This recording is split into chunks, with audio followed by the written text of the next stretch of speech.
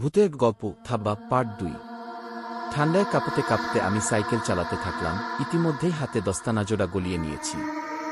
হঠাৎই খেয়াল করলাম কাঁপা কাঁপা ঠোঁট দুটো আমার অজান্তেই কখন গুনগুনিয়ে সুর ভাজতে শুরু করে দিয়েছে। শিশুকালে পড়া সেই লাইনটাও মনে মনে আউড়ে উঠলাম, উহট আহত কেন করো শীত লাগে তো গানটি ধরো। এভাবেই গুনগুন করতে করতে চলল আমার অভিযান। তা প্রায় ১৫-২০ মিনিট সেভাবেই যাওয়ার পর হঠাৎ যেন আবহাওয়ার হালকা পরিবর্তন অনুভব করলাম। ঠান্ডাটা বোধ হয় এবার একটু বেশিই হুল ফোটাচ্ছে। দেখলাম অন্ধকারে ডুবে থাকা বাড়িঘর আর গাছপালাগুলো কেমন যেন রহস্যময় দৃষ্টিতে তাকিয়ে আছে আমার দিয়ে। তারা যেন আমাকে ঘিরে চুপিসারে কিসব ফোন দিয়ে এঁটে চলেছে। শিরদাঁড়া বেয়ে ঠান্ডা কিছু একটা যেন নিচের দিকে অনবরত নেমে যেতে থাকল। সাইকেলের প্যাডেলে আমি জোরে চাপ দিলাম, কিন্তু সাইকেলটা আগের মতো আর টানতে পারলাম না। পা দুটো যেন ঠান্ডায় জমে গেছে। মনে হলো সাইকেলের পেছনে কেউ যেন হিমালয় পর্বতটাকে বেঁধে দিয়ে গেছে, আর আমি কেতরে কেতরে সেটাকে টেনে নিয়ে চলেছি। ভয়ে শরীরের ভারসাম্য হারিয়ে ফেললাম।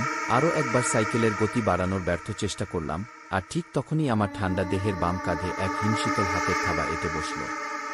সাথে সাথে আমি বিভৎস এক চিৎকার করে সাইকেল থেকে গড়িয়ে পড়লাম। কাঁধের সেই জায়গাটা এখনও ঠান্ডা হয়ে রয়েছে, তবে থাবাটা যেন সরে গেছে মনে হলো। কয়েক সেকেন্ড বাদে আমি আস্তে আস্তে উঠে দাঁড়ালাম। ঘোর মাতালের মতো পা দুটো কেঁপে চলেছে, আর গলাটা যেন শুকিয়ে কাঠ হয়ে গেল। ২-৩ বার ধোপ গিলে টিমটিমে টর্চের আলো চারপাশটাকে দেখলাম। তারপর ভ্যার্ত কাদো কাদো গলায় চেঁচিয়ে উঠলাম, কে তুমি? কি চাও? গলার আওয়াজ তো দূরের কথা, ছোটখাটো কোনো শব্দ কানে এসে পৌঁছাল না। আমি সাইকেলেটা দুহাতে চেপে ধরে আবারও একবার চিৎকার করলাম, কে তুমি? কি চাও আমার কাছে? কয়েক সেকেন্ড কোনো সাড়া নেই। তারপর হঠাৎই একসময় অমাবস্যার ঘন কালো অন্ধকার ফুডে ঠিক আমার কানের সামনে অশরীরীটা মৃদুফাপা আর ভয়ানক ভাঙা ভাঙা স্বরে বলে উঠল, আমি কে? কি হবে তা জেনে? সাইকেলটা চালাও, দ্রুত চালাও, তোমার কোনো ক্ষতি করব না, অন্যথায় তুমি শেষ। কি শব্দের সাথে বেরোনো তার মুখের ঠান্ডা বাতাস আমার এক কান দিয়ে ঢুকে অন্য কান ফুডে বেরিয়ে গেল, আর বিভৎস এক দুর্গন্ধে সারা গা গুলিয়ে উঠল।